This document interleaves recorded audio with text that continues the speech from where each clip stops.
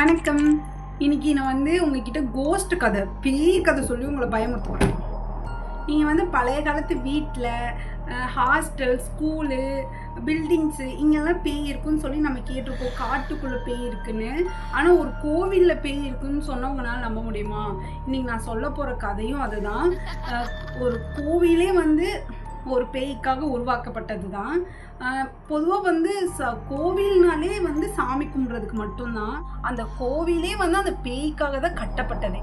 அந்த காலத்தில் பெண்கள் வீட்டை விட்டு வெளியவே போகக்கூடாது, உள்ளதான் இருக்கணும், ஆண்களை பார்த்தா தலை கீழே குனிஞ்சுக்கணும், 6 மணி ஆனால் வெளியே போகக்கூடாது, அப்படி இப்படின்னு நிறைய நீங்கள் கேள்விப்பட்டிருப்பீங்க. அதே மாதிரி தான் எந்த பெண்களும் 6 மணிக்கு மேலே வெளியே போகக்கூடாது. அப்படி போனால் அவங்கள ஊரை வச்சு தள்ளி வச்சுருவாங்க. அந்த பொண்ணு நடத்த சரியில்லை அப்படின்னு சொல்லிட்டு ஊர் ஃபுல்லாக பேசி அவங்க தப்பானவ அப்படின்னு சொல்லி பேசிடுவாங்க. ஸோ அதனால் எல்லாருமே பயந்துக்கிட்டு 6 மணி ஆனாலே உள்ளே வந்துடுவாங்க. அதுக்கு மேலே யாருமே வெளியே போக மாட்டாங்க. நம்ம ஒரு சின்ன குழந்தை, அவன் எல்லாரு கூடயும் ஜாலியாக பேசி அங்கே இங்கேன்னு விளையாண்டுட்டே இருந்தவ தான்.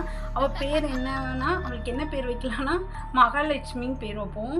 அவள் மகாலட்சுமி மாதிரி அங்கிட்டும் இங்கிட்டும் ஆடிட்டு விளையாண்டுட்டு அங்கிட்ட இங்கிட்ட அவளுக்கு துருன்னே இருக்கணும். அவளுக்கு ஒரு இடத்துல உட்காரவே பிடிக்காது, ஏதாவது பண்ணிக்கிட்டே இருப்பாள். அந்த மாதிரி ஜாலியாக பண்ணிக்கிட்டே இருக்கும்போது படிப்படியாக வளர்ந்து வரா. அவளுக்கு பூ வைக்கிறது, கொலுசு போட்டுக்கிறது இதெல்லாம் ரொம்ப அவளுக்கு பிடிக்கும்.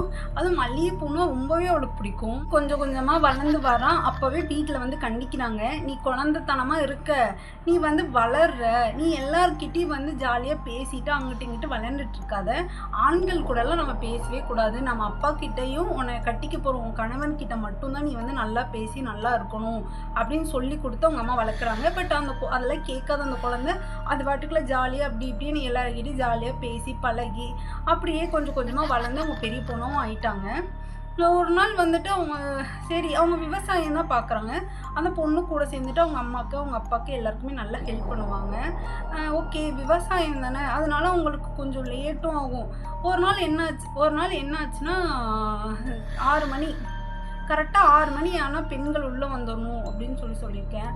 ஆனால் அவங்க என்ன சொல்கிறது, கொஞ்சம் லேட் ஆகிட்டு, அவங்க வர்றதுக்கு லேட் ஆயிடுச்சு. 6 மணி ஆனால் வெளியவே இருக்கக்கூடாது அப்படின்னு சொல்லுவாங்க.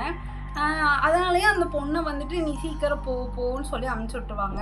அவங்க எல்லார்கிட்டையும் ஜாலியாக பேசி பழகிறதே ஊருக்குள்ளே எல்லாருக்கும் ஒரு மாதிரி, என்ன இவ இப்படி இருக்கா, இந்த பசங்க கூட பேசுகிறா, அந்த அங்கிள் கூட பேசுகிறா, அப்படி இப்படின்னு புறணியாக பேசுவாங்க. அந்த பொண்ணு துருன்னு இருக்குது.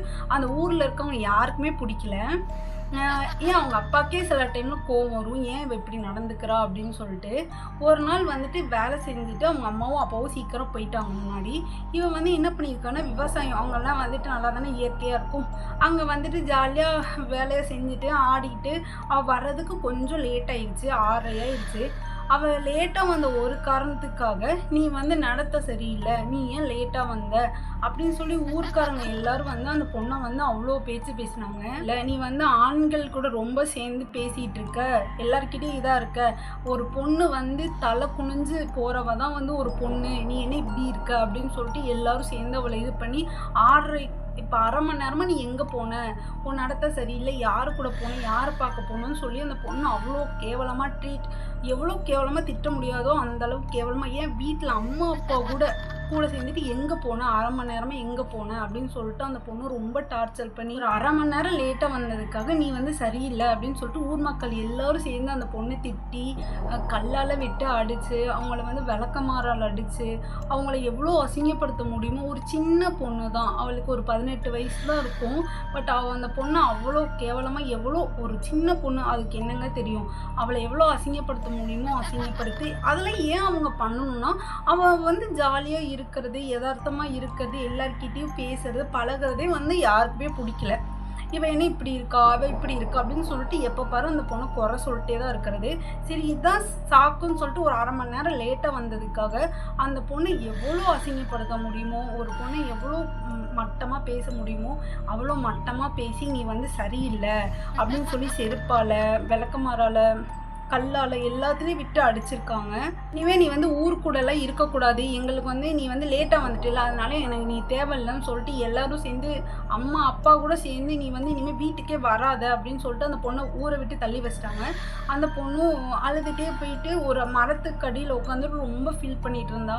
இப்போ நம்ம என்ன பண்ணிட்டோம்னு சொல்லிட்டு, ஏன்னா ஒரு சின்ன குழந்தைங்க, அதுக்கு என்ன தெரியும் நம்ம இப்போ என்ன பண்ணிட்டோம், எதுக்காக நம்மளை இவ்வளோ கஷ்டப்படுத்துகிறாங்க அப்படின்னு சொல்லிட்டு அந்த பொண்ணு வந்து ரொம்ப மனசு உடஞ்சி மரத்துக்கடியில் உட்காந்து ஒரு சின்ன பொண்ணு என்ன பண்ணக்கூடாதோ அந்த பொண்ணு என்ன பண்ணிடுச்சுன்னா ஒரு கிணத்துக்குள்ளே போய் விழுந்து இறந்துட்டாங்க. இறந்து அப்பவும் அந்த பொண்ணு நல்ல பொண்ணாக தாங்க இருந்திருக்கா, யாருக்கும் எந்த தொந்தரவு பண்ணலை, யாரையும் வந்துட்டு பயமுறுத்தலை, எதுவும் பண்ணலை. பட் அவங்க ஊருக்காரங்களாம் ஏன் பயந்தாங்கன்னா அவங்களுக்குள்ளே மன பயம் வந்துடுச்சு. ஏன்னா அங்கங்கே மல்லிகைப்பூ ஸ்மெல் அடிக்கிறது, கொலுசு ஓண்டி கேட்கறது, அவங்களுக்குள்ளே கற்பனாகி இந்த பொண்ணு தான் நம்மளை வந்து ஏன்னா எல்லாருக்கும் தெரியும் அந்த பொண்ணு நல்ல பொண்ணு தான் அப்படின்னு. இவங்களுக்குள்ளேயே ஒரு மாதிரி ஐயோ ஒரு நல்ல பிள்ளைய வந்து கொன்னுட்டோமே, சரி ஓகே அப்படின்னு சொல்லிட்டு கடந்து வந்துட்டு தான் இருந்தாங்க. பட் ஒவ்வொருத்தவங்க கனவுலையும் இந்த பொண்ணு போய் பயமுறுத்தலாம் இல்லை, ஜஸ்ட் அவங்க கனவுல போகிறது என்னை எதுக்காக கொன்னீங்க, நான் என்ன தப்பு பண்ணேன்னு சொல்லிட்டு ஒவ்வொருத்தவங்க கனவுலையும் போயிட்டு அவங்க அழுதுருப்பாங்க. அவங்க அழுதனால அவங்களுக்கு ரொம்ப எல்லாருமே வந்து பயந்துட்டாங்க. அதனால எல்லாரும் ஊரில் எல்லாரும் சேர்ந்து இதுக்காக என்ன பண்ணலாம் அப்படின்னு சொல்லிட்டு அந்த பொண்ணுக்காக சின்ன பொண்ணை கொன்னுட்டோமேன்னு சொல்லிட்டு எல்லாத்துக்குமே மனசு கஷ்டமாகி எல்லாரும் ஊரில் இருக்கவங்க எல்லாரும் கூட்டம் போட்டு என்ன பண்ணலாம் அப்படின்னு பேசும்போது ஓகே கோவில் கட்டிடலாம் அந்த பொண்ணுக்காக அப்படின்னு சொல்லிட்டு மகாலட்சுமின்னு சொல்லிட்டு அந்த பொண்ணுக்காக ஒரு கோவிலே கட்டி அந்த பொண்ணு அங்கே தாங்க வாழ்ந்துட்டு வரா. இப்போ நிம்மதியாக சந்தோஷமாக அவளோட அறையில் நிம்மதியாக இருக்காங்க. ஸ்டார்ட் பண்ணுமா? கடவுளே வணக்கம். என்னப்பாச்சு